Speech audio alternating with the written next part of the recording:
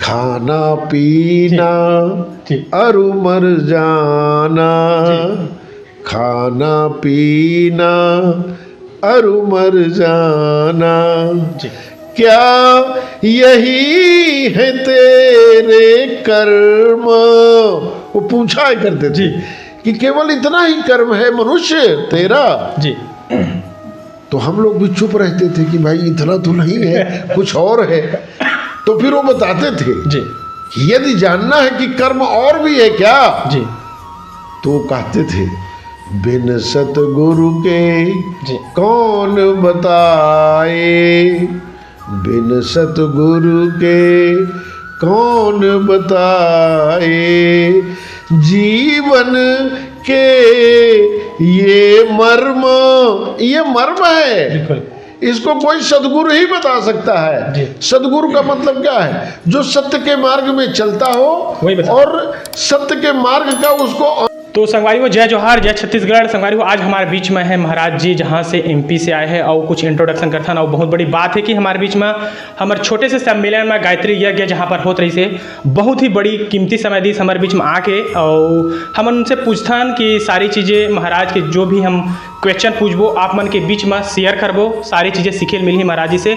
तो सबसे पहले हम अपने चैनल में महाराज जी के स्वागत करथन। तो महाराज जी बहुत बहुत धन्यवाद हमारे चैनल पर, और प्रणाम, सबसे पहले प्रणाम है। और बहुत बड़ी बात है कि हमारे एक छोटे से गांव में आके हमारे जितने भी हमारे गढ़ के हैं उनको सही चीज़ें मार्गदर्शन दे रहे हैं, उनके लिए बहुत बहुत कोटि कोटि धन्यवाद है।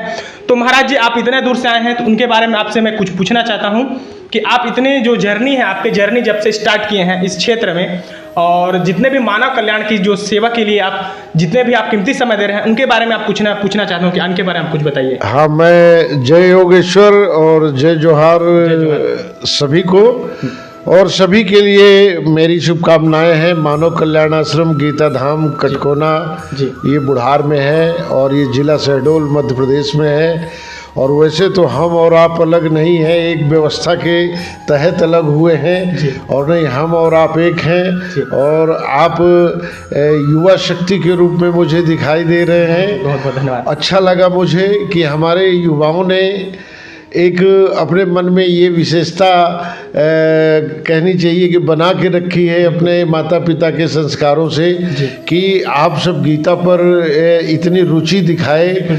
और यहाँ मैं ये ठकुरी कापा है और ये मालिक राम यहाँ एक युवा हैं, उनकी उम्र ज़्यादा नहीं, ये करीब 4-5 साल से मेरे से जुड़े हुए हैं और गीता पर ये बड़ी अच्छी रुचि रखते हैं।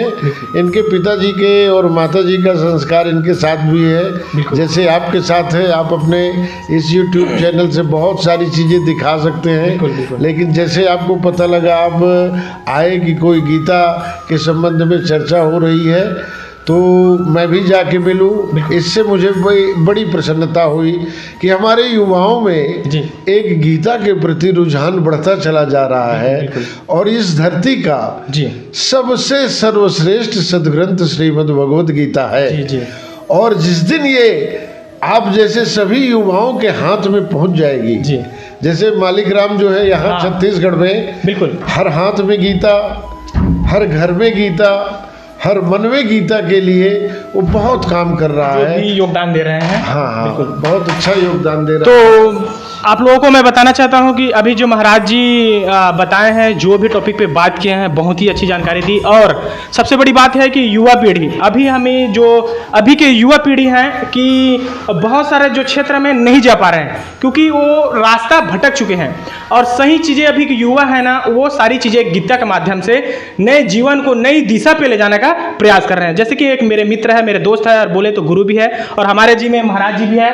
इनके चरणों में कोटि कोटि प्रणाम है जो एक नेक कार्य में इतने समय दे रहे हैं। और मैं महाराज जी से और हम कुछ सवालें पूछते हैं वीडियो लॉन्ग ना करते हुए, ताकि आप सारी चीजें सीख पाओ। तो महाराज जी गीता के पीछे में हमारे मानव कल्याण या हमारे युवा के बीच में क्या अग्रसित है, इनके बारे में कुछ बताइए। ये हमारे युवाओं के लिए तो इतना बड़ा मोटिवेशनल इसमें पॉइंट है जी, और एनर्जी है जिसे हम ऊर्जा कहते हैं जी। और सबसे बड़ी बात ये है इसमें श्रीमद् भगवद गीता में कि ये बचपन से पढ़ा जाना चाहिए। अच्छा, बचपन से जिसको मिल गया। अच्छा, आपको पता होगा जो मिसाइल मैन अब्दुल कलाम जी थे, बिल्कुल बिल्कुल, उसको सारी दुनिया जानती है उसको। 5 वर्ष की उम्र में अपने अब्बू से उन्होंने कहा था हाँ सच। कि मैं श्रीमद् भगवत गीता पढ़ना चाहता हूँ। बिल्कुल। तो उनके अब्बू ने कहा था कि तुम यार कुरान क्यों नहीं पढ़ना चाहते हो, श्रीमद् भगवत गीता क्यों पढ़ना चाहते हो। बिल्कुल। तो 5 वर्ष का एक बालक कहता है कि मैं महान बनना चाहता हूँ। अच्छा। तो बोले महान बनने के लिए श्रीमद् भगवत गीता पढ़नी पड़ेगी क्या तुम्हें? हाँ जी। बोले हाँ मुझे श्रीमद् भगवत गीता पढ़नी पड़ेगी। अच्छा। और उन्होंने गीता पढ़ के जी अपनी सारी दुनिया में अपने नाम को रोशन किया और हमारे इस पवित्र भारत देश को भी उन्होंने ये बताया कि श्रीमद् भगवत गीता में कितनी बड़ी शक्ति, कितनी ऊर्जा छिपी है जिससे हम सब कुछ प्राप्त कर सकते हैं।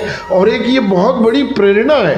देखिए हम जो ये धर्म और पंथ के साथ अपने आप को जोड़ लेते हैं और अज्ञानता के कारण हम बहुत सारी मूल चीज़ों को छोड़ देते हैं। बिल्कुल। और ये मूल चीजें ही इस श्रीमद् भगवत गीता में है। इसको हम जितना अपने युवाओं से, अपने बच्चों के साथ, विद्यार्थियों के साथ जोड़ेंगे, अपने बुजुर्गों के साथ जोड़ेंगे, उतना ही हमारे घर में शांति, हमारे परिवार में शांति, हमारे मोहल्ले में, समाज में और फिर सारे राष्ट्र में। और इसमें तो गीता में भगवान ने कहा है कि ते प्राप्नुवन्ति मामेवो सर्वभूत हिते रता। देखिए हमारे इस श्रीमद् भगवत गीता का जो सूत्र है वो किसी एक व्यक्ति के उन्नति या समृद्धि की चर्चा नहीं करता। हाँ, सही बात। वो शर्त ही बता रहे हैं योगेश्वर के कि यार यदि मुझसे मिलना है अर्जुन, और कोई भी मिलना चाहता है तो एक छोटा सा संदेश में देता हूँ, वो जो चाहे वो मिल सकता है। उसमें उन्होंने धनवान और निर्धन, अमीर गरीब, छोटा बड़ा, जाति उच्च या निम्न जाति के भाव की कोई जगह नहीं है। ते प्राप्नुवन्ति मामेवो सर्वभूत हिते रता।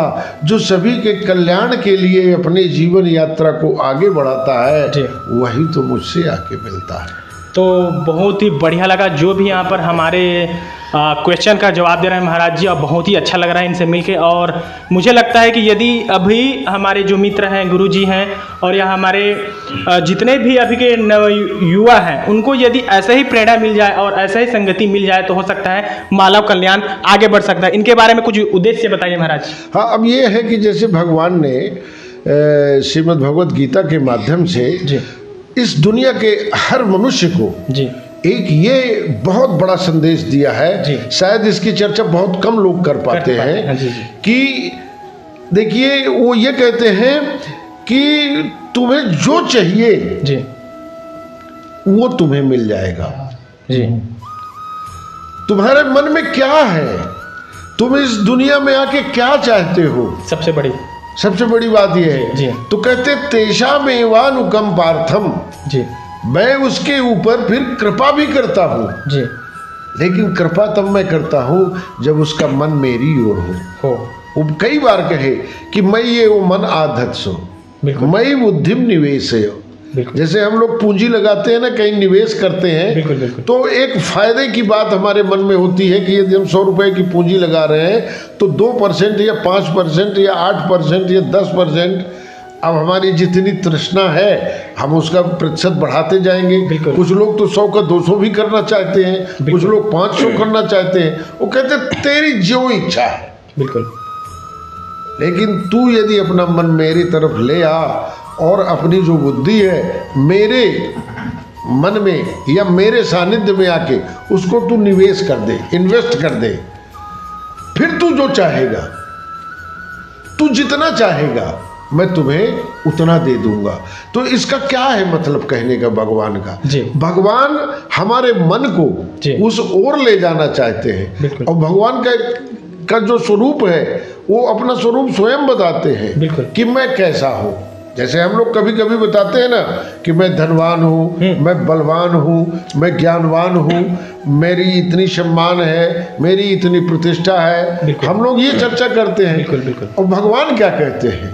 सुहृदम सर्वभूतानां, मैं सबके प्रति सुहृद हूँ, मैं सबका कल्याण चाहता हूँ और हम उसके पास जाना चाहते हैं, वहाँ बुद्धि लगाना चाहते हैं, वहाँ अपनी बुद्धि का निवेश करना चाहते हैं जहाँ पर सबके प्रति सुहृद भाव उसको कहते हैं कि मैं आपका कल्याण यदि कहीं सहायता कर दिया, यदि मदद कर दिया, तो फिर इस मदद के बदले मेरे मन में किसी प्रकार की अपेक्षा न रह जाए कि मैं आपकी थोड़ी मदद किया हूँ तो ये आके ब्याज सहित मुझे मिलेगा या कि मुझे फायदा होने वाला। बिल्कुल बिल्कुल। मैं इसलिए ना करूँ आपकी मदद, मैं मदद इसलिए करूँ कि मैं मनुष्य हूँ, आप भी मनुष्य हैं, मेरे अंदर भी वही परमात्मा है, आपके अंदर भी परमात्मा है। किसी कारण से यदि आप मेरी सहायता के लिए आपको आवश्यकता पड़ गई तो मेरा ये करना कर्तव्य है जी, क्योंकि भगवान ने सूत्र दिया है 18वें अध्याय में, कर्तव्य नीति में पार्थ निश्चितम मतम उत्तमम। तुम अपने कर्तव्य कर्म को करो, हर व्यक्ति अपने कर्तव्य कर्म को करे, मेरे द्वारा ये निश्चित किया गया उत्तम मत है। तो बहुत सारी बातें इसमें हैं और जब हम नियत कर्म को जान जाते हैं, विद्यार्थी अपने कर्तव्य कर्म को जान गया तो वो अच्छा पढ़ेगा, नौजवान अपने कर्तव्य कर्म को समझ गया तो अपने घर को देखेगा, अपने माता पिता की सेवा करेगा, उनका सम्मान करेगा। यदि बुजुर्ग अपने कर्तव्य को समझ गया तो सुंदर सा मार्गदर्शन करेगा, वो अपना मालिकाना जो हक है और जो मालिकाना उसमें क्षमता है वो अपने बच्चों को, आने वाली पीढ़ी को मुखिया मुख से जो चाहिए का जो गुण है वो ट्रांसफर करेगा। ये फायदे इसमें हैं। तो बहुत बहुत धन्यवाद महाराज जी का, और इतना कीमती समय लेके हमारे पास इतनी सारी जानकारी इकट्ठा करके हमारे लोगों तक मानव जीवन कल्याण, नए नए युवा लोगों को जितने जारी यहाँ पर भ्रम में चलते हैं। महाराज जी से एक क्वेश्चन है कि अभी के जो नवयुवक हैं वो रास्ते में भटक चुके हैं, क्योंकि कई लोगों का मानना है कि जहाँ पर हम गीता जितना भी हमारे हो सके उतना लोगों को हम यहाँ पर देने का प्रयास करते हैं और देते रहेंगे, और ये जितने भी कार्य कर रहे हैं इनसे लोगों को ये भ्रमित में है कि जो भी यहाँ पर गीता जो भी बात दिया जा रहा है कि उनको अपने मानव जीवन, अपने कल्याण, अपने भविष्य और आने वाले पीढ़ी को आगे बढ़ाने के लिए सारी चीज़ें कर रही है। क्योंकि अभी के जो नवयुवक है ना वो शराब, मंदिरा, ये सारी चीज़ें, अश्लीलताएँ, ये सारी चल रहा है, उनके बारे में महाराज जी आप क्या कहना चाहते हैं? हाँ, इसलिए बहुत अच्छा प्रश्न किए हो। ये वर्तमान समय में हमारे घरों को, हमारे परिवार को, हमारे राष्ट्र को बहुत कमजोर कर रहा है। बिल्कुल। देखिए, इसके लिए बहुत बड़ी सोच है। बिल्कुल। और ये सोच किसी और की नहीं, ये मनुष्य की ही है। बिल्कुल। और मनुष्य ने ही अपने ही मानव समाज के आने वाली पीढ़ी को दिग्भ्रमित करने और उसे कमजोर करने का जो प्रयास किया है, ये चल रहा है, उसी का ये दुष्परिणाम है। देखिए, हर व्यक्ति का, चाहे मैं हूं चाहे आप हो, कोई भी, हमारे अंदर जो है कुछ इंद्रियां हैं। बिल्कुल। इनके कुछ काम हैं। बिल्कुल। इनके कुछ गुण हैं। इनमें जो है कुछ आकर्षण करने की क्षमता है। ये आकर्षित किसको करते हैं? हमारे मन को करते हैं। बिल्कुल। हमारी बुद्धि को करते हैं। ये अपने ओर आकर्षित करके अपनी इच्छाओं की पूर्ति के लिए ये हमको वहां लगा देते हैं और हम लोग लग जाते हैं। और हमको लगाने के लिए ये वातावरण कौन देता है? ये हमारे मानव समाज के लोग ही, जो धन के लिए, वैभव के लिए एकदम तृष्णा में आसक्त हो चुके हैं। बिल्कुल। उसी में जीना चाहते हैं। उन्होंने ऐसा वातावरण बनाया है। जैसे हमारी माँ हमारे घर में जो भोजन बनाती है, हम वही न पाते हैं। बिल्कुल। कि दूसरा पाते हैं। नहीं। हम लोग तो सामान कच्चा माल लाते हैं। हमारे पिताजी हैं या हम हो गए तो अपने लिए कच्चा माल लाते हैं, फिर माँ क्या बना के हमें खिलाती है, ये माँ के ऊपर निर्भर करता है। हम लोग अपनी सलाह जरूर देते हैं कि माँ आज ये बना लेना, आज वो बना लेना, पर माँ की इच्छा कुछ और है तो वो बना देगी, तो हम खाने के लिए तो बाध्य हैं, क्योंकि हम बना नहीं सकते। ये काम माँ का है। बिल्कुल। हम केवल रॉ मटेरियल ला के देते हैं। तो हमें जो परोसा जा रहा है, आज मानव समाज में क्या परोसा जा रहा है? एक शराब बनाने वाला हमारे युवाओं को शराब इसलिए पिला रहा है कि इससे मुझे पैसा मिलेगा और इस पैसे से मेरा वैभव बढ़ेगा, मैं समृद्धता की ओर भागूंगा, मेरी बिल्डिंग खड़ी हो जाएगी। उसको ये पता ही नहीं है कि मैं किसी के घर को गिरा के अपना घर बना रहा हूँ। तो ये एक हमारे युवाओं को जो परोसा जा रहा है, ये यदि बंद हो जाए जी तो ठीक हो जाए। अब इसके बंद होने के तरीके क्या है? जी या तो प्रशासनिक तौर पर सरकार कुछ करे, बिल्कुल तो सरकार कुछ दबाव लगाएगी तो हमारे युवा भी सोचेंगे कि हमारे सुख को सरकार छीन रही जी है ना। जी जी या कि फिर ऐसा होगा कि उनके ऊपर बंदिश लगाए जो ऐसा करके युवाओं को दिग्भ्रमित करके अपने वैभव को बढ़ाना चाहते हैं। तो यहाँ पर क्या है कि मानव कल्याण तभी हो सकता है जब हम गीता उसको भी दें जो हमारे शक्ति और सामर्थ्य से अपने वैभव को बढ़ाना चाहता है। बिल्कुल। और उसके मन में ये है कि ये चाहे रहें चाहे मर जाएं चाहे मिट जाएं, इनके जेब में जो है वो मेरे पास आ जाए। इस भावना को नष्ट करने के लिए हमें उसको भी गीता देना पड़ेगा। और फिर हमें गीता उसको भी देना पड़ेगा जो इनके आकर्षण में जो है खींचा चला जा रहा है। जी। उसको भी बताएं हम कि यार उधर जाओगे तो बड़ा खतरा है, तुम्हारा जीवन नष्ट हो जाएगा।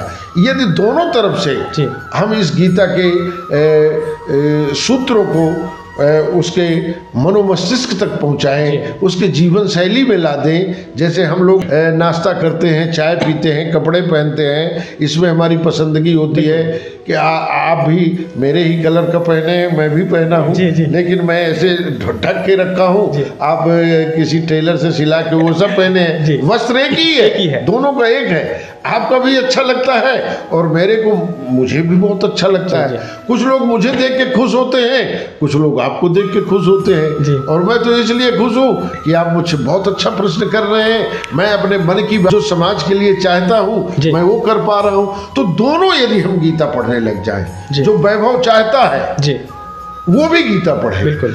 और जो इसमें खींचा चला जा रहा है अभी वो समझ नहीं रहा है बिल्कुल कि अगला आदमी मुझसे क्या चाहता है, सही बात। लेकिन उसके मन में कुछ तरंगे हैं, मुझे कुछ दिखाया गया है कि बड़ा आनंद मिलेगा, बड़ा सुख मिलेगा, है ना। जो लोभी होता है उसको यदि कोई गपोड़ी मिल जाए तो उसको बड़े आसानी से बेवकूफ बना सकता है। तो हमें जो है हमारे मन में एक सुख का लोभ आ गया है, उस लोभ का जो है स्वरूप अगला आदमी जान गया है, और वो पतली नस पकड़ के हमें अपनी ओर खींचता है। अब वो भी न खींचे, और वो कितना भी खींचे, हम भी अब टेक लगा दें अंगद की तरह, यार अब तू अपनी दुकान खोले रख, अब हमें नहीं चाहिए। अब हम समझ गए हैं कि हमारे जीवन का लक्ष्य क्या है, उद्देश्य क्या है, तो फिर सब कोई आनंदित हो जाएंगे। तो इसीलिए गीता हम देते हैं और मालिक राम भी इसीलिए देता है। तो बिल्कुल बहुत बहुत धन्यवाद। अब कुछ मैं भाषा अपन छत्तीसगढ़ी में भी बात कर रहा हूँ काबर की बहुत ही अच्छा महाराज जी इतना अच्छा बताई और इतना अच्छा जो बातें बताया है, उदाहरण है वो अपन समझाओ और सिखाओ। क्योंकि काबर की हमन जहाँ तक देखें बाहर में भी, ये तो बाहर में भी होते हैं हमारे छत्तीसगढ़िया भाई मन बल आप मन ला बहुत बड़ा सूचना है। और एक से अब आप मन ला बहुत कुछ सीखे मिले हुई कि आप मन कौन से रास्ता में चलना है, कैसे आप मन ला काम करना है, का करना है, कैसे अपन घर परिवार या अपन समाज बीच में एक नए दिशा में अपन घर परिवार में जो भी अपन लड़का बच्चा से लेकर जो भी आप मतलब मार्गदर्शन मिली सही दिशा में जाओ और अपन घर परिवार सेफली रखो। काबर की इतना अच्छा जानकारी दे है और इतना अच्छा मार्गदर्शन देते हर कोई नहीं दे पाए, क्योंकि ये जितना भी है मार्गदर्शन है हर कोई यहाँ पर ग्रहण नहीं करे। काबर की जो भी क्षेत्र में जाते हैं ये सब अपन अपन अभी के जो दिमाग लगाते हैं नवयुवक मन है ये भटक चुके हैं रास्ता। तो हमारे जितना प्रयास हो सके गीता के माध्यम से और जितना भी हो सके हम कोशिश करबो आगे बढ़ा के। तो महाराज जी से हम छत्तीसगढ़ी में एक भाषा पूछबो, बात पूछबो जो कर रखथन महाराज से पूछथन। तो महाराज जी हमने आप मन से एक सवाल पूछा था कि अभी के जो नवयुवक हवे उखर बीच में यदि हम कुछ नया कार्य करत हन, अच्छा कार्य करत हन, ओखर पीछे बहुत ही बाधा थे कि गांव में या चाहे सामाजिक बीच में कोई भी में कि ये क्षेत्र में जाते फलाना करत है ठिकाना करत है और ओखर प्रति में मतलब हम सही कार्य करबो ओखर प्रति बहुत ही उंगली उठाने वाला आदमी है। तो ओखर पीछे में आप क्या कहना चाहते हो हमारे बीच में? तो हम तो यही कहते हैं कि निराशा को हमें अपने जीवन में स्थान नहीं देना है। यदि कोई कह रहा है तो वो अभी नहीं समझ रहा है। और यदि हम सच्चे मार्ग में चल रहे हैं तो हमने कुछ सच्चाई को जाना है, समझा है। तो जब हम सत्य के पथ पर चलते हैं तो जो असत्य के साथ अपने जीवन शैली को आगे बढ़ा रहा है तो कैसे उसको पसंद आएगा। जैसे पानी में दूध मिला दो या दूध में पानी मिला दो तो दोनों का मिलन हो जाएगा। लेकिन पानी में यदि तेल मिलाओ तो नहीं होगा, तो नहीं। कैसे संभव है ना। रियल चीज़ है। तो इसको अभी हमको थोड़ा समझना पड़ेगा। बिल्कुल। ये दूर तक हमको नहीं समझ पाएंगे, बिल्कुल लेकिन कुछ दूर चलने के बाद ये चलेंगे हमारे साथ, ऐसा नहीं है। ये हम हमारे ऊपर उंगली उठाने के लिए बिल्कुल। ये हमारे पीछे पीछे चलेंगे। हाँ, यही चीज़ बोल रहा हूँ। तो इनको चलने दीजिए साथ में। जी।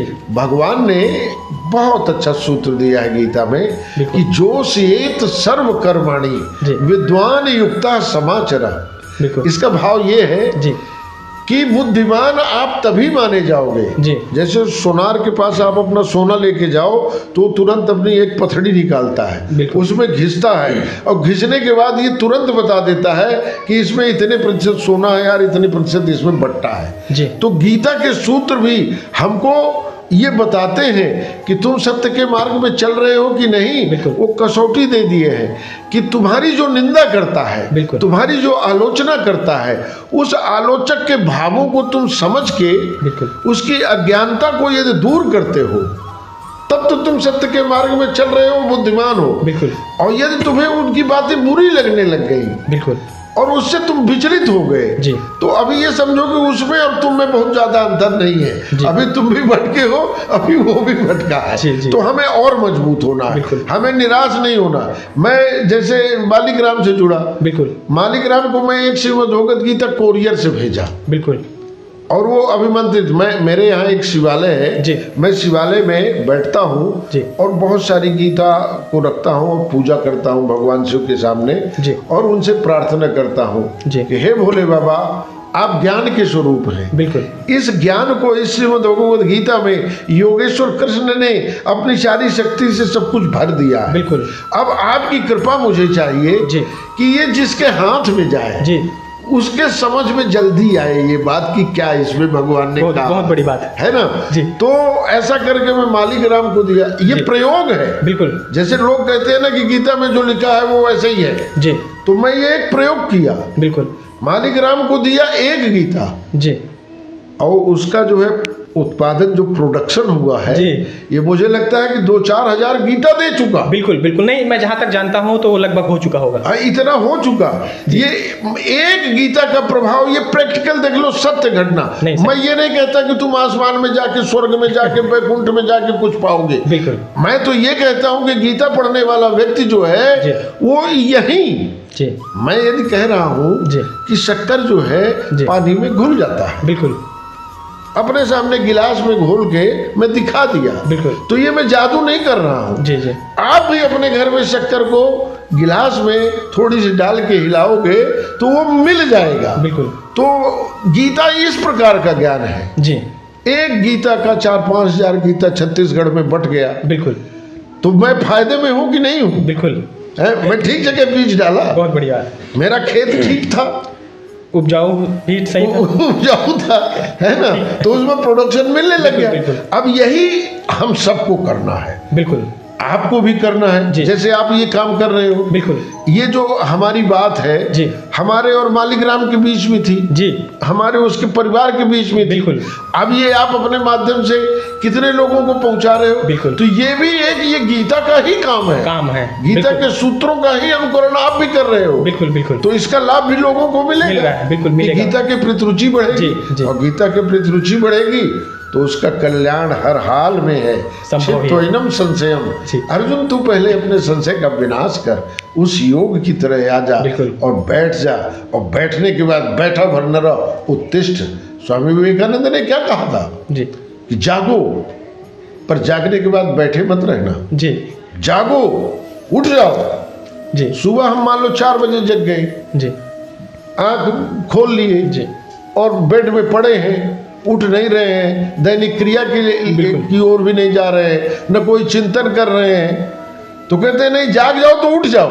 जी और फिर उठो तो केवल ये नहीं कि उठ के खड़े रहो, जी चलो, और चलो भर नहीं, दौड़ो। सही और बात। जितना दौड़ सकते हो तुम्हारी सामर्थ्य है, बिल्कुल तुम जितना दौड़ोगे, तुम्हारी सामर्थ्य आज 1 किलोमीटर की है तो कल 1.25 की होगी, 1.5 की होगी, और तू न जाने कितना दूर तक दौड़ेगा।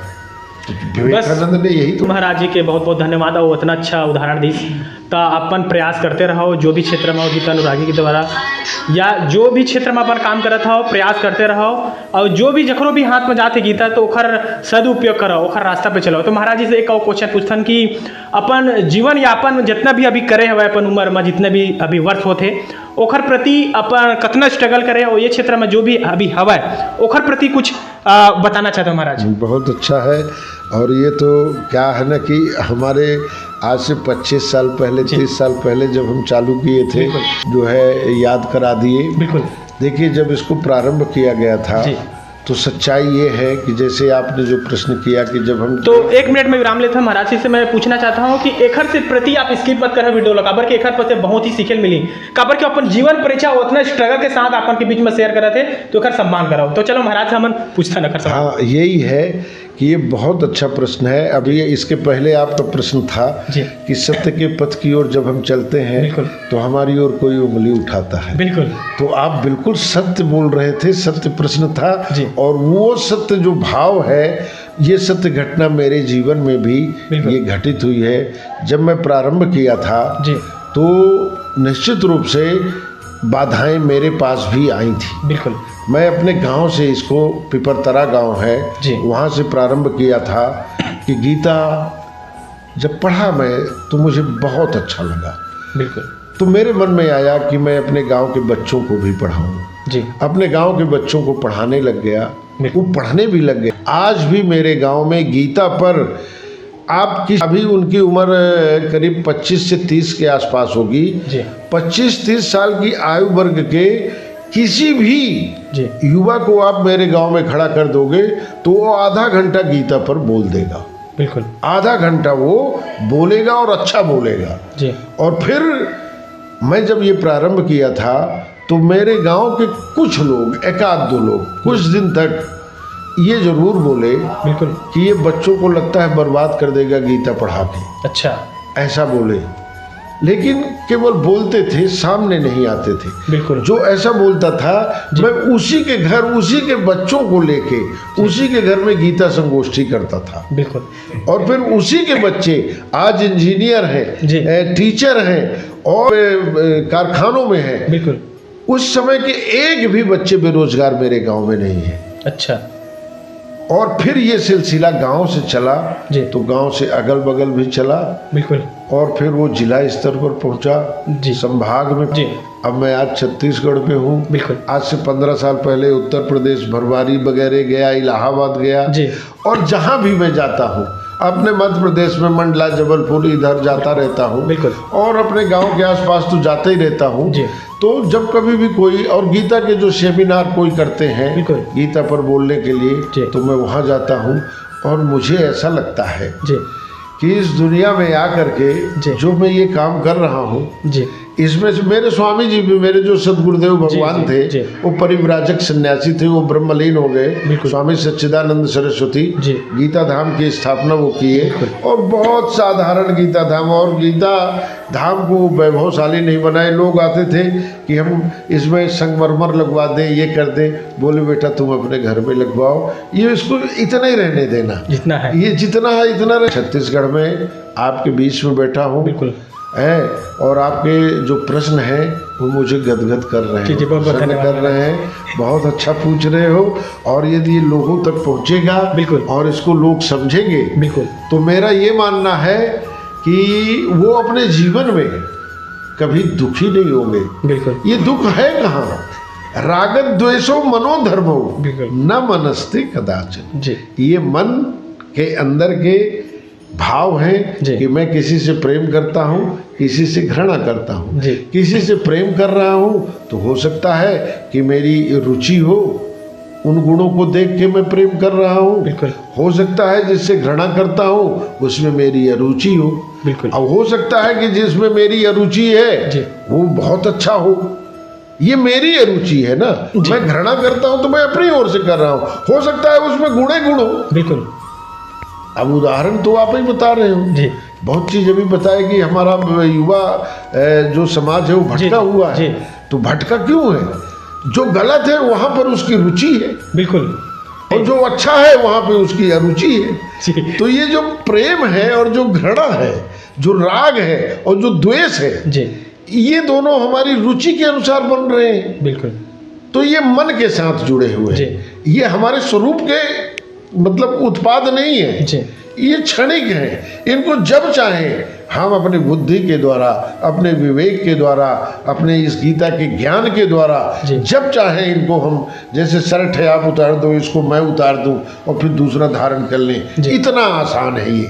हम अपनी बुराइयों को अपने से दूर करने के लिए बिल्कुल वैसे ही कर सकते हैं जैसे एक कपड़ा उतार के दूसरा कपड़ा पहन लेते हैं। बिल्कुल, इसमें कोई झंझट नहीं है। पर यह है कि हम जान जाएं कि हमसे ये उतारते बने, हमारे पास दूसरा कपड़ा भी हो, और ना हो तो हम ऐसे ही खुले बदन भी घूमने की हिम्मत रखें कुछ दिन के लिए। और जब कुछ दिन घूम लेंगे तो ये भगवान हाथ दिया है, हम दूसरा कपड़ा कहीं ना कहीं से जुगाड़ करके खरीद लेंगे, है ना जी। तो महाराज की बहुत बहुत धन्यवाद है जो इतना अच्छा आप मतलब उदाहरण दी। और कोई भी पीछे में यदि आपन कोई भी स्ट्रगल करा था और पीछे बहुत ही स्ट्रगल रहते, मेहनत रहते, और आज महाराज जी वो भी क्षेत्र में है तो ऐसी नहीं है काबर ओकर पीछे बहुत ही ज़्यादा मेहनत हवा, इतना मेहनत करे है, डिमोटिवेट होए, मोटिवेट होए, लेकिन वो क्षेत्र छोड़े नहीं है काबर कि वो पता है कि एक जीवन यापन यदि कल्याण होते तो भगवान के पीछे ही होई। मानव कल्याण हुई तो भगवान के पीछे हुई, काबर की ओला राह पता चल चुके हैं कि हमारे जो राह हवा है वो सही दिशा में जाते हैं। और कितना भी हमारे पास परेशानी आवा है, दुख आवा है, बाधा आवा है, वो सब चीज़ें लड़ते हुए महाराज जी आज हमारे उपस्थित हवा है। और ओखर लिए बहुत बहुत धन्यवाद जो हमन क्वेश्चन करें महाराज जी से। तो महाराज जी से अब वीडियो लॉन्ग ना करते हुए हमन कुछ सवाल पूछ लेते हैं, एक दो सवाल, और स्किप मत कर, बने रहे वीडियो पर। महाराज जी आपन से लास्ट क्वेश्चन है कि आपन हमारे गाँव छोटे से गाँव पर विराजमान हुए हैं, बहुत बहुत धन्यवाद ओखर लिए, काबर की हमारे गाँव में आए हैं आप मतलब ओखर लिए कोटि कोटि प्रणाम है और धन्यवाद है। एक प्रति अपन हमारे गाँव बीच में तो आप मतलब कैसे अनुभव होते? हमें यहाँ आके बहुत अच्छा लगा। और कल जब हम गायत्री यज्ञ का जो अनुष्ठान चल रहा है वहाँ पर बैठे, और जब मैं वहाँ पर बैठा तो मुझे रामचरितमानस का वो दृश्य समझ में आया जब मर्यादा पुरुषोत्तम भगवान श्री राम वनवास में गए और भोले भाले लोग उनसे मिले और भगवान की बात वो सुन रहे थे अपने निर्मल भाव से। वैसे मुझे कुछ अनुभूति हुई, आप लोगों का रहन सहन, पहनावा और वो व्यवस्था देखा तो मुझे लगा कि ये बहुत भोले भाले लोग हैं। और जब मैं बोलने लगा तो इतना एकाग्र मन करके सब कोई सुन रहे थे, तो जितना सुख उनको नहीं मिल रहा था मेरे बोलने से, उनको मैं देख के अपने आप में प्रसन्नता की अनुभूति कर रहा था और बहुत अच्छा मुझे लगा। और मुझे ये लगा कि हमारी सनातन संस्कृति और जो परंपरा है ये किसी के मिटाए मिट नहीं सकती, क्योंकि भोली भाली जनता के बीच में भी वो सनातन मूल्य आज भी है। वो अपने आप बिना किसी के कहे अपने सनातन पथ पर चल रहे हैं। तो इससे अच्छा सुख की अनुभूति मुझे इस दुनिया में क्या, वो तो स्वर्ग में भी नहीं देखने को मिलेगी। तो मैं बहुत प्रभावित हुआ आप लोगों के यहाँ बैठ करके, और बिना संसाधन के, बिना वैभव के अपने सनातन मूल्यों का स्मरण करना और अपने साथ अपने आने वाली पीढ़ी को जोड़ के उसे सौंपना, ये मुझे बहुत अच्छा लगा। तो बहुत ही धन्यवाद महाराज जी के हमारे गांव में बीच में आई, कुछ समय हमला देश बहुत ही अच्छा लगी। महाराज जी से आप लास्ट क्वेश्चन है, महाराज जी जाते जाते हमारे नवयुवक है, नव पीढ़ी हवा, उमल आप मन का संदेश देना चाहते? मैं तो यही संदेश देता हूँ कि यदि युवाओं को अपना कैरियर बनाना है, अपनी भले वो नौकरी की ओर जा रहे हैं, साइंटिस्ट बनना चाहते हैं, डॉक्टर बनना चाहते हैं, इंजीनियर बनना चाहते हैं, तो मेरा यही संदेश है कि जो ये लक्ष्य प्राप्त करना है तो गीता पढ़ते रहें। और गीता पढ़ने के बाद मेरा ये दावा है कि गीता पढ़ने वाला डॉक्टर किसी भी मरीज का शोषण नहीं करेगा, गीता पढ़ने वाला इंजीनियर किसी भी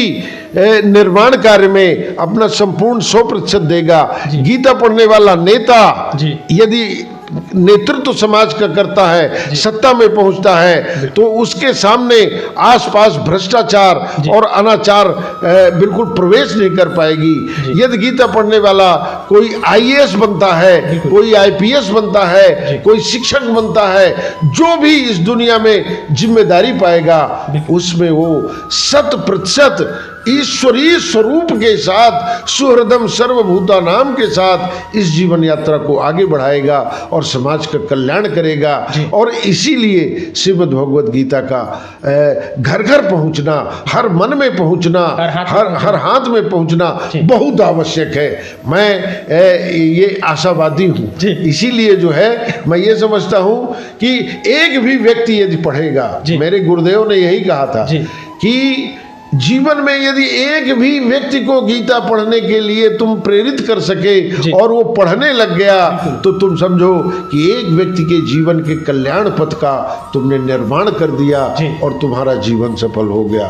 तो ऐसा हम लोग यदि सब कोई मिलके करने लग गए, तो जब घर घर गीता हो जाएगी तो ना वो चोर है ना मैं चोर हूँ। तो जब कोई चोर नहीं है तो कोई किसकी चोरी करेगा? तो बहुत बड़ा उदाहरण है महाराज जी का, बहुत ही अच्छा लगा और इतनी अच्छी जानकारी आप लोगों के बीच में दिया। तो आप भी गीता पढ़िए, अपना जीवन साकार कीजिए और हर हाथ में गीता। ये नहीं है कि आपने पढ़ लिया कि दूसरे को नहीं बताया, नहीं, हर किसी को दीजिए। बताओ। मेरी दक्षिणा यही है, मैं पैसा किसी से नहीं लेता जी। मेरी दक्षिणा यही है कि गीता जो समझ में आई उस समझ को तुम दूसरे को बता दो, वही दक्षिणा मेरी है। ज्ञान रखने का नहीं है, बांटने का है। ये बांटने का है, इसको जितना बांटोगे जो जो खर्चे त्यों बढ़े। बिल्कुल बिल्कुल, ये तो यही तो है। बहुत बहुत धन्यवाद महाराज जी, आपने इतना अच्छा हमें कीमती समय दिया, अच्छा लगा हमसे। तो महाराज जी आपसे यदि हमारे सब्सक्राइबर या जितने भी हमारे भाई हैं या छत्तीसगढ़ से जितना भी हमारे संगवारी देखा तो वीडियो, आप मन से यदि कुछ सलाह लेके, यदि आप मन के कोई सोशल मीडिया प्लेटफॉर्म हो, चाहे फेसबुक हो, इंस्टाग्राम हो या यूट्यूब हो, तो आप मन से कैसे कनेक्ट कर सकते हैं, कांटेक्ट कर सकते हैं, हमारे ऑडियंस से बताओ। अब अभी तकनीकी क्षेत्र में मेरा प्रवेश कम है, वैसे एक आध्यात्मिक क्रांति की ओर एक मेरा फेसबुक चैनल है। बिल्कुल, लेकिन मैं संसाधनों के अभाव में अभी वो स्वरूप नहीं दे पा रहा हूँ जो स्वरूप आपको सोशल मीडिया पे देखने को मिलता है, क्योंकि संसाधनों का होना बड़ा जरूरी है। पर मैं न्यूनतम स्थिति में हूँ। मेरा आध्यात्मिक क्रांति की ओर में मेरे पोस्ट आते रहते हैं। मेरे साथ जैसे ये मालिकराम छत्तीसगढ़ में काम कर रहे हैं, वैसे मेरे साथ एक निरंजन विचारक, गीता विचारक हैं, वो भी शिक्षक हैं, मेरे शिक्षकीय जीवन के मित्र हैं, आध्यात्मिक मित्र हैं, और वो हम गुरु भाई भी हैं। वो भी गीता पर बहुत काम कर रहे हैं। विपरीत परिस्थितियों में भी वो मेरे साथ रह के सेवा करते हैं। तो आध्यात्मिक क्रांति की ओर एक फेसबुक में चैनल है, लेकिन वो क्वालिटी नहीं है जिस क्वालिटी की आवश्यकता आज लोगों को है। लेकिन उसमें जितनी भी पोस्ट, मेरी एक पोस्ट तो मैं रोज डालता हूँ कुछ न कुछ। देखिए सोशल मीडिया के क्वालिटी और इसके बारे में कुछ बता देता आप लोगों को। देखिए आप कंटिन्यूस कोई भी फील्ड में, जैसे महाराज ने आपने बताया कि यदि हम रेगुलर गीता पढ़ें तो हमारे जितने भी विकार है, जितने भी गलती है, ये सारे सुधर सकते हैं। ऐसा ही एक सोशल मीडिया प्लेटफॉर्म है, यदि हम कंटिन्यूस में काम करते रहें वो धीरे न धीरे ग्रो होगा।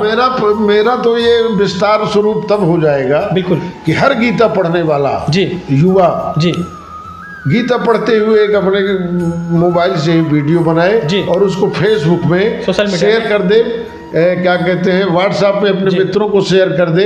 तो मैं समझता हूँ कि मुझे और बहुत बड़े क्वालिटी की जरूरत नहीं है। मेरी क्वालिटी युवा शक्ति ही है। युवा शक्ति अपने मित्रों को बताने लग जाए, पूरा काम हो जाएगा। देखिए यहाँ पर क्वालिटी की जरूरत नहीं है। इंसान जब सही राह पर चलने लगता है, सही चीजें मार्गदर्शन देने लगता है, तो लो क्वालिटी में भी इंसान यहाँ पर आगे बढ़ने लगता है। तो ऐसा कुछ नहीं है। महाराज जी से मैं निवेदन करता हूँ कि आप सोशल मीडिया के जरिए लोगों तक जन जन तक पहुँचाए। यदि आप हमारे बीच में आए हैं तो आप सोशल मीडिया के जरिए आप यहाँ पर कुछ लोगों को बताएं, सही चीजें बताएं, लोगों को प्रसारित करें, क्योंकि आप सोशल मीडिया के ज्यादा करोड़ों लोग देख सकते हैं। क्योंकि देखो एक जन जीवन में हम लोग सीमित रह के नहीं रहना है, क्योंकि ये जो मानव कल्याण है उनको जन जन तक पहुंचाना है। और हम कैसे पहुंचाएंगे? सोशल मीडिया के जरिए। तो मैं महाराज जी से कहना चाहता हूं कि आप इंस्टाग्राम चला नहीं रहे तो फेसबुक या यूट्यूब पे एक चैनल बनाइए, जिससे लोगों को जन जन से, यदि आपसे मिल नहीं सकते लेकिन सोशल मीडिया के साथ आप कनेक्ट हो सकते हैं। तो इनके बारे में आप कुछ बताइए। तो फेसबुक में तो मेरी पोस्टें आती रहती हैं और मेरे कार्यक्रम जो होते हैं उनको गीता विचारक जी डालते रहते हैं। और एकाध पोस्ट में गीता के सूत्रों का तो लगभग डालता हूँ, या गीता की एक्टिविटीज जितनी होती हैं उनको मैं फेसबुक में, और जो व्हाट्सएप ग्रुप बना हुआ है गीता अनुरागी नाम से व्हाट्सएप में मेरा चलता है, उसमें कम लोग हैं। फेसबुक में क्या है महाराज जी? फेसबुक में गीता अनुरागी के नाम से है, श्रीकांत गीता अनुरागी एक फेसबुक पेज है। तो आगे कुछ प्लानिंग प्लानिंग है कि नहीं सोशल मीडिया में, यूट्यूब में हम काम कर रहे हैं, कुछ वीडियो पोस्ट करें ताकि लोगों को जन तक जाए? हाँ, क्योंकि सोशल मीडिया बहुत ही ज़्यादा पावरफुल है अभी। हाँ, तो अब जैसा आप लोग कहेंगे, क्योंकि अब हम लोग अपनी उत्तरार्ध अवस्था में, वृद्धावस्था में है, सारी तकनीक जो है आप लोगों के पास है। मैं आप लोगों के साथ बिल्कुल चलने को तैयार हूँ। और मैं तो छोटा सा उपाय जो बताया कि हर व्यक्ति अपने घर में गीता पढ़े, ये मोबाइल में बना ले और उसको डालता रहे। या मेरा नंबर तो सबको पता है, फेसबुक में भी मेरा नंबर डाला हुआ है, मेरा विजिटिंग कार्ड भी डाला रहता है। और गीता पर कोई भी व्यक्ति मेरे से कभी भी प्रश्न करता है तो मैं उसके लिए उपलब्ध रहता हूँ। मान लीजिए मैं किसी कार्यक्रम में हूँ तो कार्यक्रम के बाद मैं फिर उससे कॉल बैक करके गीता के साथ सत्संग में मोबाइल में भी करता हूँ। और फिर आप लोगों के साथ जब हम बैठेंगे तो स्वरूप बड़ा होगा।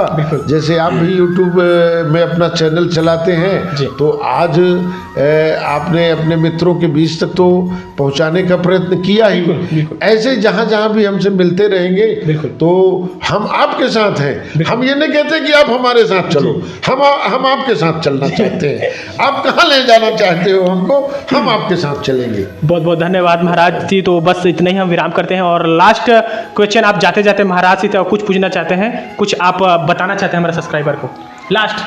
हाँ, हम तो बस अंतिम में हम यही कहते हैं कि यम यम वाप स्मरण भावम त्यजत्यन्ते कलेवरम तम तमे वैत कौन्तेयो सदा तद्भाव भाविता। ये दुर्लभ मानव शरीर जिसको भी मिला है वह बड़ा भाग्यशाली है। और वह क्या प्राप्त करना चाहता है, उसकी किस में रुचि है, वो अपनी रुचि के अनुसार ही वह आगे बढ़ना चाहता है। लेकिन उस रुचि में यदि परिवर्तन करके इस मानव जीवन के लक्ष्य को प्राप्त करना चाहता है तो उसे सनातन मूल्यों की ओर, अपनी परंपरा की ओर, संस्कृति की ओर उसको आना होगा। और जब वो आएगा तभी वो जान पाएगा कि मुझे ये गधा क्यों नहीं बना दिया गया, मुझे हाथी क्यों नहीं बना दिया गया। मुझे ईश्वर ने यदि मनुष्य बनाया है तो उसकी क्या कल्पना थी, उसकी चाहत क्या थी। हम अपनी चाहत पर तो पूरी जीवन में सारी ताकत लगा देते हैं लेकिन हमारी चाहत पूरी नहीं होती। तो यदि एक पल के लिए भी हम ईश्वर की चाहत को समझने का प्रयत्न करें कि वो आखिर हमें मनुष्य का शरीर क्यों दिया, ये महत्व का यदि लोग जाने लगे तो फिर सारे झंझट खत्म हो जाएगा। जो भी बाधा दूर है, ये जो पाप, अनाचार, भ्रष्टाचार जितने भी होते हैं ना, बस इसी के बारे में विचार नहीं किया जा रहा है कि ईश्वर ने हमें मनुष्य क्यों बनाया। यही नहीं समझ पा रहे लोग। अब हम मनुष्य हैं कि नहीं ये भी हमको पता नहीं है।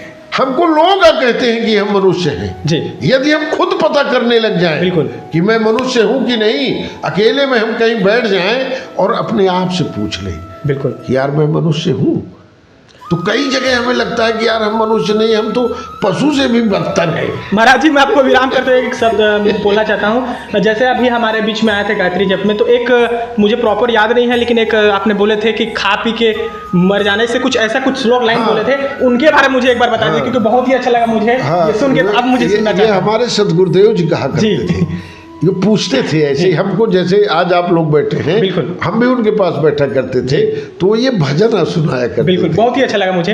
अनुभव वही बता, तो इस मर्म को, इस रहस्य को वही बता सकता है। और वो जगत गुरु है योगेश्वर कृष्ण, जो गीता में इस मर्म को बता के रखा हुआ है। अब बता दिया, पर हम वैसे ही हैं जैसे पिताजी ने कहा कि यार खेत का काम कर लेना, और हम खेलने चले गए। और जब आए तो पिताजी पूछे क्यों काम करके आ गए, तो हम बोले क्या आप कुछ बोले थे क्या? तो बोले हाँ मैं तो कहा था कि काम करना। तो बोले हम तो सुने नहीं थे। तो गीता की ये स्थिति है कि होते हुए भी अभी हम जो है उस मर्म को नहीं समझ पा रहे हैं। तो ये है। तो बहुत बहुत धन्यवाद महाराज जी का और कोटि कोटि प्रणाम है क्योंकि बहुत ही अच्छी जानकारी दी। तो संगवारी हो अपन जितना भी वीडियो बड़े जुड़े हो वीडियो ला पेज ला लाइक कर दो, चैनल में सब्सक्राइब जरूर कर दो। और महाराज की बहुत बहुत धन्यवाद। और सब बल्ला छत्तीसगढ़ के जय जोहार, जय छत्तीसगढ़। जय जोहार, जय छत्तीसगढ़, जय योगेश्वर।